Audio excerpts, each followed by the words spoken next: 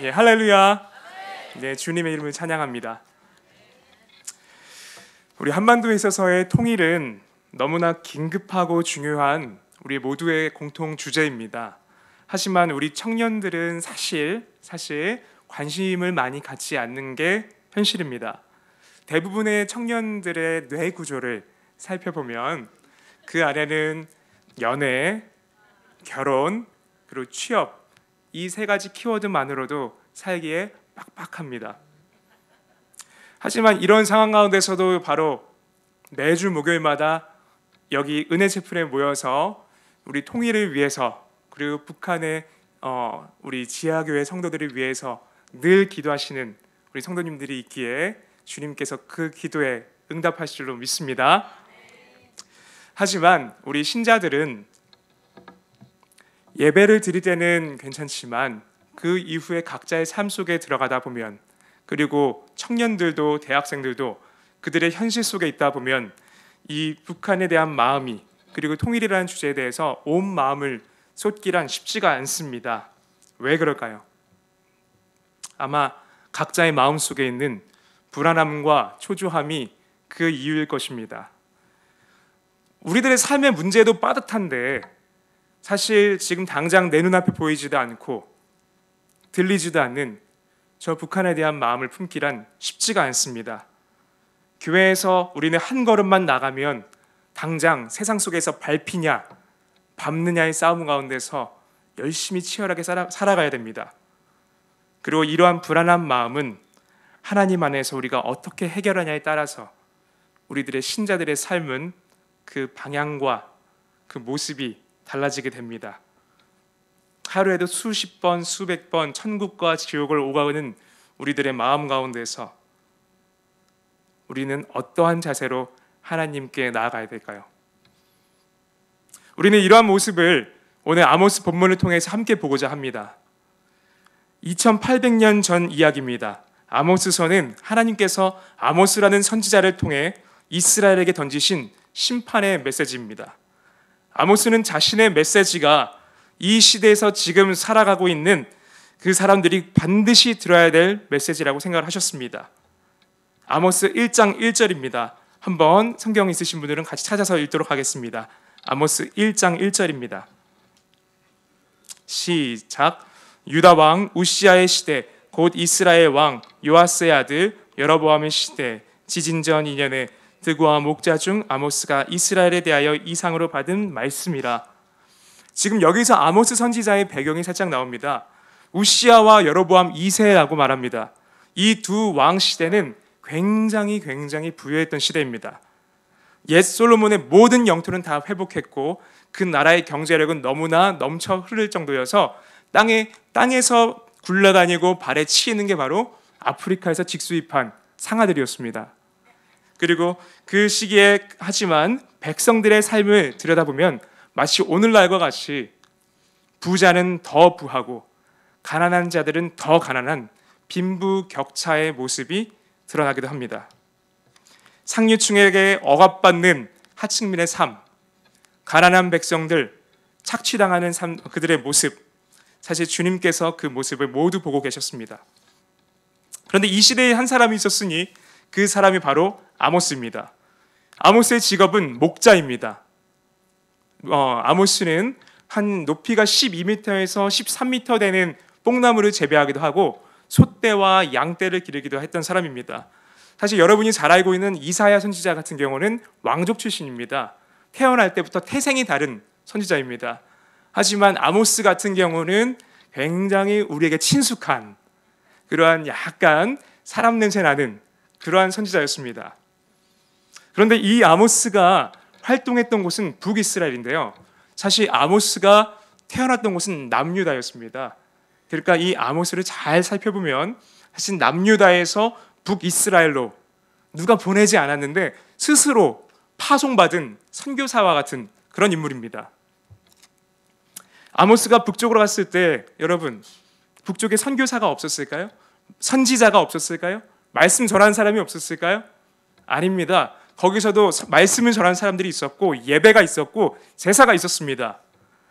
하지만 하나님께서 아모스를 보내신 이유는 무엇일까요?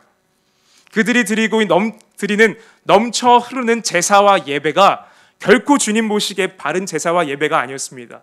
그들이 전하는 말씀들이 하나님의 말씀이라고 외치는 그 말씀들이 진실된 하나님의 말씀들이 아니었습니다.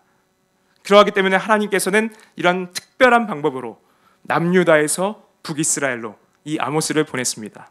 그리고 하나님의 말씀을 선포하십니다. 오늘 함께 읽었던 아모스 8장 11절입니다. 우리 함께 보고 제가 읽어드리도록 하겠습니다. 주 여호와의 말씀이니라. 보라, 날이 이를치라 내가 기근을 땅에 보내리니 양식이 없어 주림이 아니며 물이 없어 가람이 아니요. 여기까지 읽겠습니다. 심판의 날이 온다고 합니다. 이 말을 들었을 때 이스라엘 사람들은 겁을 먹었습니다. 과연 무슨 재앙이었을까요? 여러분 생각해 보십시오. 당시 이스라엘 시대는 지금과 같은 최첨단을 달리는 시대가 아니었습니다. 농경 문화가 대부분이었습니다. 이들에게 가장 큰 재앙은 하늘에서 비가 오지 않는 것이 가장 큰 재앙이었습니다. 그리고 먹을 양식이 없는 것이 이들에게는 가장 큰 어려움이었습니다. 그런데 말씀에서는 지금 먹을 게 없어서 굶주리는 것도 아니고 너희가 마시거나 농사지을 물이 없어서 가란 것도 아니라고 합니다. 이스라엘 백성들은 아모스 선지자의 말을 처음 듣다가 재앙이 내린다고 하면서 잔뜩 겁을 먹다가 먹을 것도 있고 마실 것도 있는데 과연 무엇이 재앙이란 말인가? 라고 물음표를 던지게 됩니다. 그러면 여러분 무슨 기갈일까요? 과연 이들에게 무슨 저주가 있을까요? 바로 말씀을 듣지 못한 기갈입니다. 그런데 제가 지금 이 말을 드렸을 때 혹시 여러분의 마음이 어떠신가요? 말씀을 듣지 못한 기갈이라고 하면서 대경실색하면서 어머 그 어떻게 그런 재앙이 있어? 라고 하시나요? 이스라엘 백성들도 아마 마찬가지였을 겁니다. 아모스 선지자에게 잔뜩 겁을 먹고 있다가 말씀을 듣지 못한 기갈이라는 말을 들었을 때 아니 그게 어떻게 재앙이야? 그게 어떻게 기갈이란 말인가? 라고 말했을 겁니다. 그 사람들이 어떻게 보면 이렇게 말했을 수도 있어요. 우리 북이스라엘에 이렇게 선지자가 많은데 이렇게 제사가 넘쳐나는데 이렇게 많은 말씀들이 흐르고 있는데 과연 말씀을 듣지 못한 기갈이 무슨 문제가 된단 말이야? 라고 말했을 것입니다. 여러분 이들에게 만약 하늘에서 비가 단 한 방울도 1년 동안 내리지 않는 것과 여호와의 말씀이 1년 동안 넘쳐 흐르지 않는 것 둘 중에서 하나를 고르라고 한다면 과연 무엇을 골랐을까요? 여러분에게도 제가 질문 드리겠습니다. 만약 여기 우리 대학 청년부들도 많이 와 있는데 우리 대학 청년들에게 하나님께서 내가 너희에게 3년 동안 안타깝지만 취업을 유보시켜주겠다 라는 제안과 3년 동안 말씀을 듣지 못할 것이다 라는 것을 둘 중에 하나 고르라면 과연 무엇을 고르시겠어요? 그리고 우리 결혼 정년기에 있는 청년들에게도 3년만 결혼을 참자 라는 말과 3년만 말씀을 듣지 말아라는 말과 둘 중에 하나를 고르라면 과연 무엇을 들으시겠습니까? 그리고 여러분의 혹시 자녀가 있는 분들이 있을지 모르겠는데 여러분의 자녀들에게 저는 작년까지 고3 수험생부에 있었습니다. 우리 고3 수험생 아이들에게 너희들을 보니까 학업에 대한 열심히 투철하구나. 우리 수능을 3년만 더 보자. 이 말과 3년만 말씀이 너에게 없을 것이다 라는 이 말 둘 중에 하나 고르라면 과연 무엇을 고를까요? 지금 이 말을 들으면서 혹시 동공의 지진이 일어나는 성도님들이 없을 줄 믿습니다. 이스라엘 백성들은 당연히 말씀과 비 중에서 하나를 고르라고 한다면 비를 골랐습니다. 그것이 당장 나에게 풍요를 갖다 주기 때문입니다. 비가 오지 않는 것이 무서운 것이지 말씀이 없는 것은 무섭지가 않습니다. 하지만 오늘 아모스는 말씀을 빼앗기는 게 이스라엘 백성들에게 얼마나 무섭고 끔찍한 일인지를 설명하기 시작합니다. 여러분 한번 우리 솔직히 보길 바랍니다. 우리 한 해 이제 시작하는 시점인데 2018년 송구영신 예배를 딱 드리고 나서 1월 1일 시작하고 나서 오늘부터 나 성경 열심히 봐야지 라고 하면서 성경 읽기표에 체크 하나씩 그리고 우리 대학 청년부 지체들도 이제 나 큐티 열심히 하지 하면서 1월달 큐티는 열심히 하다가 이제 2월달에 이제 넘어가고 있습니다. 우리들의 삶 가운데서는 제가 보기엔 우리 여기에 오실 정도가 됐으면 아마 관계술에 물이 콸콸콸 흘러 넘치는 것처럼 우리들의 각자의 삶 속에서는 말씀이 콸콸콸 흘러 넘치고 있을 줄로 믿습니다. 그런데 이스라엘 백성들은 그러하지가 못했습니다. 이스라엘 백성들의 삶 속에서는 말씀의 기갈이 시작되었습니다. 하지만 이들은 그게 문제가 되지 않는다고 생각을 했어요. 내 삶에 윤택한 생활이 없는 것이 문제가 되지 말씀이 없는 것은 문제가 되지 않았습니다. 그렇다면 하나님께서는 도대체 왜 이들에게 하나님의 말씀이 없는 것이 가장 큰 재앙이고 징계라고 하셨을까요? 그리고 우리는 왜 말씀을 듣지 못한다는 이 주님의 말씀이 왜 무섭게 다가오지가 않을까요? 그냥 무덤덤할 뿐일까요? 아모스는 지금 여호와의 말씀을 사람들이 매일 먹는 양식과 물에 비유하고 있습니다. 구약에서 말씀이라는 단어가 가장 많이 나오는 본문을 제가 한번 찾아보니까 모세오경입니다. 그 모세오경 가운데서도 신명기에서 바로 아모스처럼 말씀을 먹을 양식과 물에 비유하는 본문이 나옵니다. 제가 한번 읽어드리겠습니다. 신명기 8장 3절입니다. 만나를 너에게 먹이신 것은 사람이 떡으로만 사는 것이 아니요 여호와의 입에서 나오는 모든 말씀으로 사는 줄을 너가 알게 하려 하심이니라. 아멘. 모세는 이 말씀을 애굽에서 탈출하고 40년의 광야 생활을 마친 후에 이스라엘의 다음 세대에게 바로 가나안 땅을 들어가기 직전에 선포했습니다. 하나님께서는 이들의 부모 세대에게 애굽에서 끌어내신 후 40년의 광야 생활을 시키셨습니다. 광야 생활을 하는 동안에 이들의 유일한 소망은 무엇이었을까요? 이들의 유일한 소망은 모세를 통해 주시는 하나님의 말씀이었습니다. 이스라엘 백성들에게는 오직 말씀만이 유일한 소망이었습니다. 말씀과 함께 살고 말씀과 함께 죽었습니다.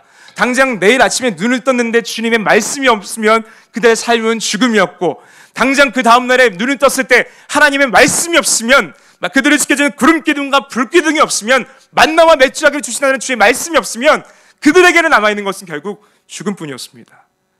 이들에게는 말씀은 생과 사를 가르는 유일한 소망이었습니다.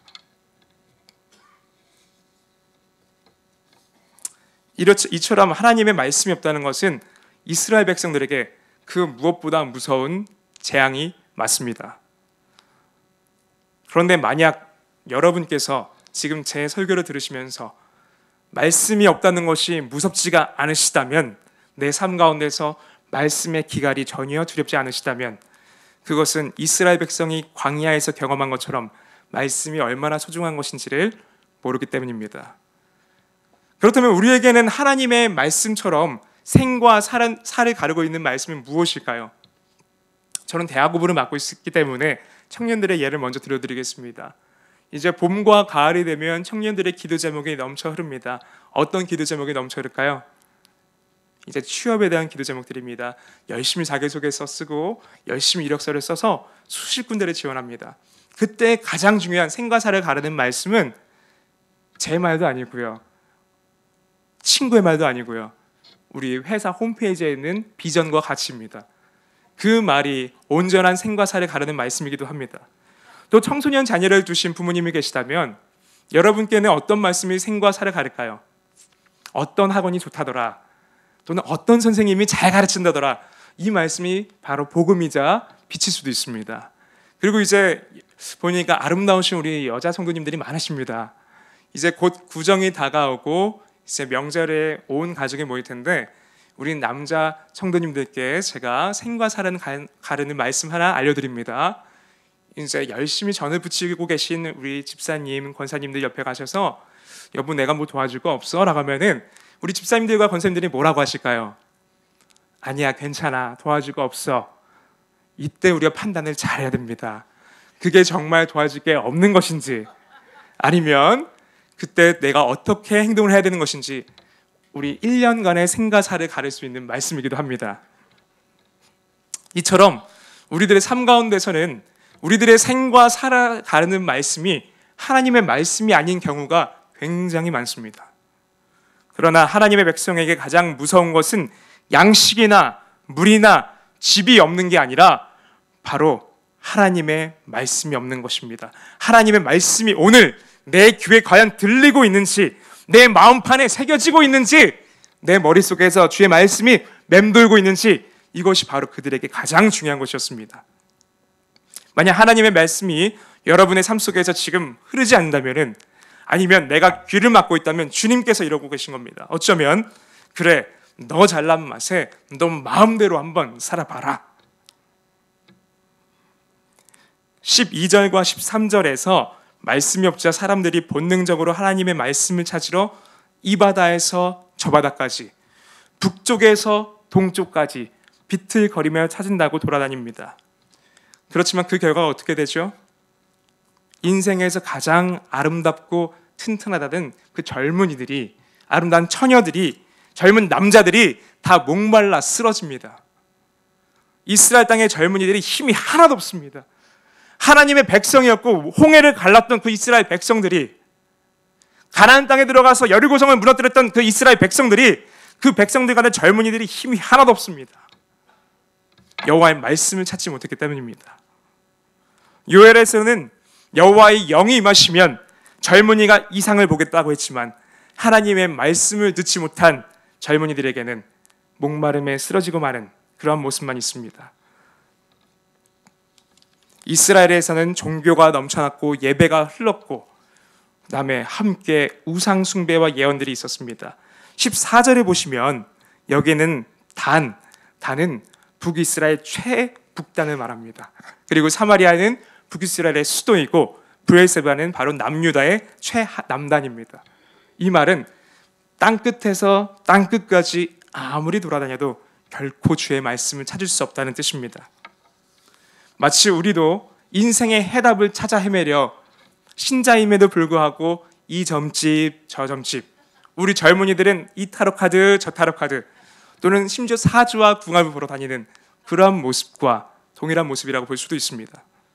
그러나 이들에게 있었던 것은 결국 목마름 뿐입니다. 허무함 뿐입니다. 여러분, 말씀이 없는 대한민국은 지옥입니다. 여기서의 지옥은 불이 펄펄펄 끓어넘치는 그런 지옥이 아니라 땅지짝 가치로 우리의 모든 생각이 땅에 갇혀버리기 때문에 말씀이 없는 대한민국은 지옥밖에 될 수 없습니다. 주님의 말씀이 이곳에 있을 때 하나님의 나라가 임할 줄로 믿습니다. 이제 오늘 본문에 비춰볼 때 과연 그러면 어떻게 해야 될까요? 이 아모스 말씀을 좀 내가 읽었다 하시는 성도님들께서는 그래, 오늘 설교 말씀을 들었더니 열심히 성경 보자는 이야기구나, 또 열심히 통독하자는 이야기구나, 그래 내가 큐티를 좀 빼먹었었지, 내일부터는 큐티를 하자는 말씀이구나 라고 생각하실 수도 있습니다. 여러분, 내일 아침에 눈 뜨시고 가정에서, 회사에서, 학교에서, 학원에서 우리는 어떻게 살아야 될까요? 우리 성도님들께는 모두 가슴 속에 가슴 아픈 기도 제목이 하나씩 있을 것으로 생각합니다. 저도 우리 대학 청년부 지체들과 삶을 나누고 기도 제목을 나누다 보면 차마 내용들을 구체적으로 말씀드릴 수는 없지만 그 젊은 나이임에도 불구하고 가슴이 메어지는 기도 제목들이 많이 있습니다. 어떤 지체들은 부모님과의 갈등 속에서 수많은 세월을 보내기도 했었고, 또 아버지와 어머니의 갈등이 자신의 삶 가운데서 많은 자존감을 낮춰지게 하는 모습들도 있었고, 또는 불확실한 진로 가운데서 내가 여기로 가야 되니까 저기로 가야 될까, 내가 과연 이 선택이 내가 후회하지 않을 수 있을까라는 내면의 갈등이 끊임없이 있습니다. 제가 그리고 우리 주빌리 설교를 준비하면서 여러 탈북자들의 스토리와 책들을 보다 보니까 우리 탈북민에게는 저기 이북역에 있는 아픈 우리 가족들, 그리고 그 사람들에게 목숨을 걸고 탈북은 했지만 정작 이 남한 땅에서 천국이라고 생각하며 왔지만 너무나 차가운 남한 사람들의 시선과 생활의 모습들은 다시 심지어 북한으로 돌아갈까라는 고민을 하게끔 하는 그들의 기도 제목들이 있습니다. 너무나 메모찬 순간들, 원망스러운 순간들입니다. 여러분, 여러분의 기도 제목 가운데서는 여러분이 초조해하며 불안해하고 두려워하는 것들이 담겨 있습니다. 각자의 간절한 기도 제목을 놓고, 제가 우리 지체들의 기도 제목을 놓고도 기도할 때 정말 애절한, 절절한 그 하나하나가 제 마음속에 사무치는데, 과연 우리 주님 아버지께서는, 하늘 아버지께서는 여러분의 기도가 얼마나 마음속에 사무치실까요? 지금 이렇게 말씀이 얼마나 중요한지 알겠고 왜 필요한지 알겠지만 또다시 내가 내일 아침에 우리 집을 나서고 눈을 떴을 때 내가 과연 어떻게 살아야 될 것인가라는 질문을 던질 때는 내가 다시 여기로 기웃, 저기로 기웃, 내 영혼의 목마름 해결하기 위해서 저기로 가봤다가 이곳에 가봤다가 목말라 쓰러질 뿐입니다. 그러면 도대체 우리는 어떻게 해야 될까요? 우리는 마음의 방향을, 우리의 생각을 바꿔야 됩니다. 계속해서 우리는 스스로에게 주문을 외웁니다. 내일은 괜찮아질 거야. 내일은 괜찮아질 거야. 아니, 지금 이렇게 한번 해보자. 지금 열심히 해보자. 힘을 불어넣지만 마음 한구석에서는 여전히 불안함이 있고 초조함이 있습니다. 그러다 이러한 현실의 벽 가운데서 저희 북한이라고? 아니, 북한까지 신경 쓸 여력도 없어. 탈북민들이라고? 아니, 난 내 삶조차 영위하지 못하고 있는데 어떻게 다른 것들을 신경 써? 라는 마음이 가득합니다. 우리가 그래서 먼저 해야 될 것이 있습니다. 우리는 끊임없이 내가 과연 무엇을 해야 되지? 내가 어떻게 행동해야 되지? 내가 어떻게 살아야 되지? 생각하지만 지금 우리에게 정말 필요한 것은 내가 무엇을 해야 하나가 아니라 주님이 나를 위해서 무엇을 하셨는지를 보셔야 됩니다. 우리가 만약 내가 무엇이 해야 되는지만 계속해서 본다면 이것은 반쪽짜리 복음입니다. 진짜 복음은 내가 무엇을 해야 하는 것이 아니라 주님이 나를 위해서 과연 무엇을 하셨는지를 바라보는 것이 진짜 온전한 복음입니다. 주님의 마음이 이스라엘 백성들에게 아모스 선지자를 통해서 너희에게는 말씀이 없을 거야. 말씀이 없는 재앙이 있기 때문에 목말라 쓰러질 거야. 너네 백성들이 이런 재앙을 받아 마땅하다. 라는 것이 과연 하나님 아버지의 마음의 끝이었을까요? 진짜 아버지의 마음이었을까요? 여러분을 지으시고 창세 전부터 택하시며 이곳으로부터 우리가 살게 하고 계시는 정말 하나님의 아버지의 마음의 끝이었을까요? 주님은 우리에게 말씀하십니다. 너의 그 문제 갖고 나를 찾지 않느냐? 왜 기도 안 하냐? 왜 말씀 안 하냐? 왜 말씀 안 보냐? 이게 아니라 주님께서는 진짜 이렇게 말씀하십니다. 요한복음 1장 14절입니다. 너희가 말씀을 안 본다고? 좋다. 그럼 내가 이렇게 하겠다. 말씀이 육신이 되어 우리 가운데 거하심에 우리가 그의 영광을 보니 아버지의 독생자의 영광이요 은혜와 진리가 충만하더라. 하나님께서는 자기의 자녀들이 주님의 말씀에 귀를 기울이지 않고 주의 말씀 가운데서 온전히 행하려 하지 않자 주님께서는 그들에게 먼저는 말씀의 기갈이 있을 거라고 외치셨지만 정말 주님께서 그들에게 행하셨던 것은 구약에서의 끝이 아니라 신약 가운데 넘어오시면서 바로 그 말씀 되시는 예수 그리스도께서 이 땅으로 내려오셨습니다. 너희가 나에게 오지 않는다고? 좋다. 그럼 내가 너희에게 가겠다. 여러분 도란 탕자 이야기 아십니까? 도란 탕자를 이야기를 보시면 탕자가 터덜터덜 다시 집으로 돌아올 때 멀리서 그 모습을 지켜보시는 아버지가 그 탕자를 보시며 치마와 같이 넓은 통치마 같은 그 바지를 걷어올리고 달리기 시작합니다. 그리고 그 자녀를 와락 껴안습니다. 다른 이들이 그 아들에게 돌을 던져 죽일까, 그 아들을 해칠까 하여 주의 마음으로 그들에게 달려갑니다. 이처럼 하나님께서는 우리에게 모든 부끄러움을 무릅쓰고 이 땅에 인간의 몸으로 오셨습니다. 그런데 탕자의 아버지는 탕자에게 잔치를 베풀어 주셨지만 예수님께서는 바로 이렇게 하셨습니다. 누가복음 말씀입니다. 제가 읽어드리겠습니다. 이에 예수께서 이르시되 아버지 저들을 사하여 주옵소서 자기들이 하는 것을 알지 못함이니이다. 하나님께서는 자기의 말에 기울이지 않는 그 백성들을 위해서 이곳에 오셨습니다. 그리고 모든 죄를 짊어지시고 십자가에서 죽으시며 이렇게 말씀하셨습니다. 아버지 저들은 저들의 죄를 알지 못합니다. 저들을 용서하여 주시옵소서. 그리고 나지막히 이렇게 외치시며 돌아가십니다.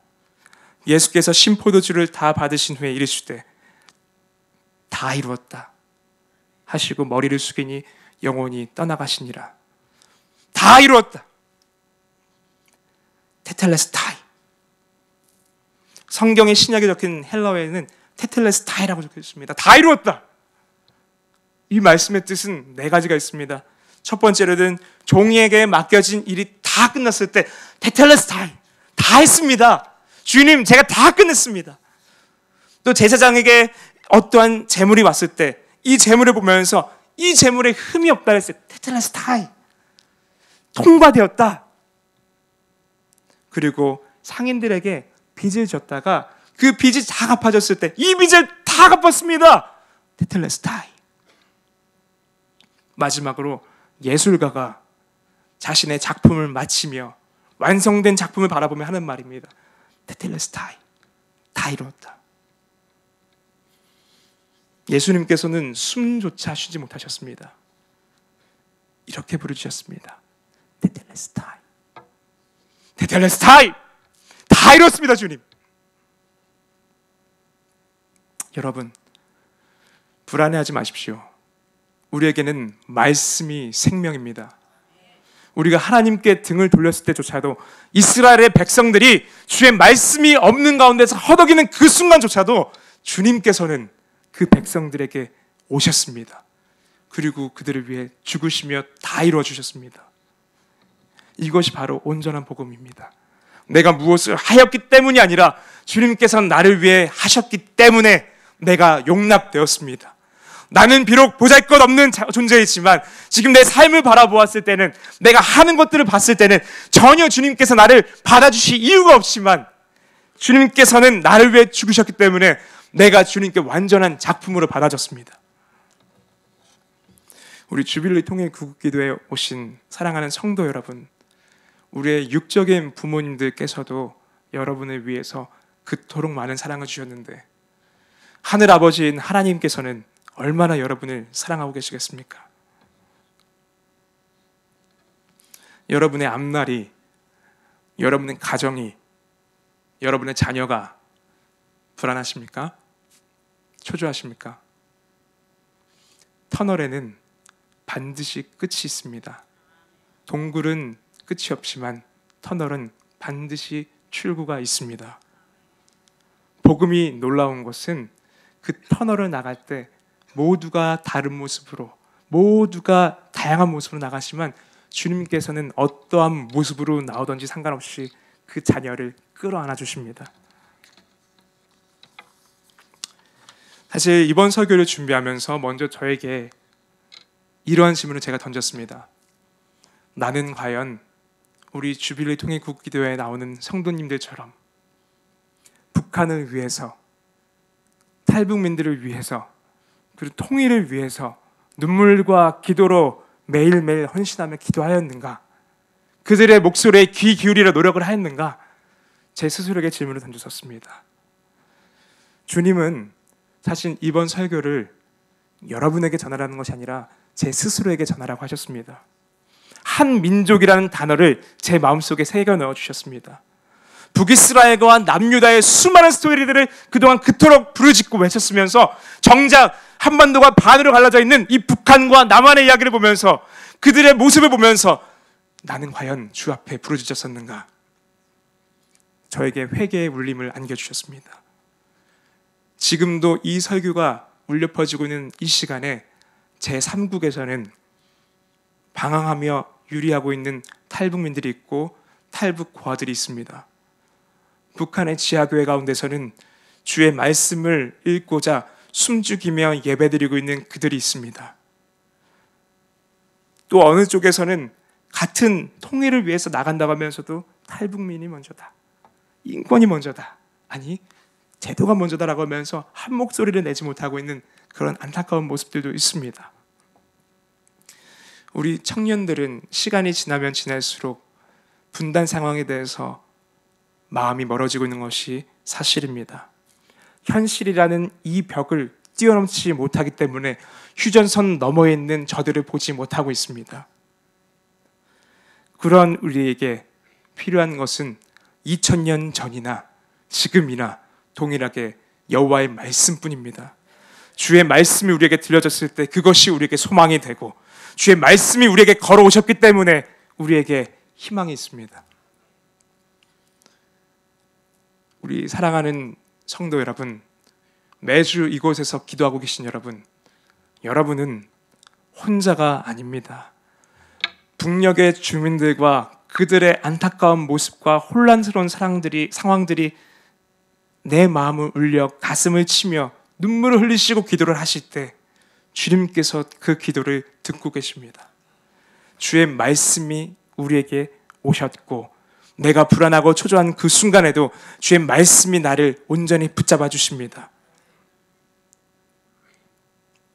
우리들의 이러한 주에 대한 믿음이 있을 때, 내 삶에 말씀이 있을 때, 이 순간에도 순교의 신앙으로 살아가는 우리 지하교회 성도들과 속히 만나기를 기도하며 주님께서 그 날을 이루어 주실 것을 간절히 소망합니다. 기도하겠습니다. 말씀이 육신이 되어 이 땅에 예수 그리스도를 내려주신 하나님 아버지, 감사합니다. 지금 이 순간에도, 우리들의 예배가 있는 이 시간에도 그 어딘가에서는 나만을 바라보며 숨을 죽이고 있는 지하교회 성도들이 있습니다. 제3국에서 유리하고 있는 탈북민들이 있습니다. 주여, 그들을 불쌍히 여겨 주시옵소서. 남한 가운데서 우리들의 현실의 벽이 너무나 높아서 북한을 보며 부르짖고 잊지 못하는 우리 그리스도인들을 용서하여 주시고, 우리들의 마음 가운데서 불안과 초조함과 두려움이 아니라 주의 말씀에 대한 신뢰가 있기에 내가 내 눈을 들어 저 휴전선 너머에 있는 우리 북한을 위해 기도할 수 있도록 주여 우리에게 은혜를 베풀어 주시옵소서. 우리의 기도가 있을 때 주님의 일하심이 있을 줄로 믿습니다. 예수님의 이름으로 기도합니다. 아멘.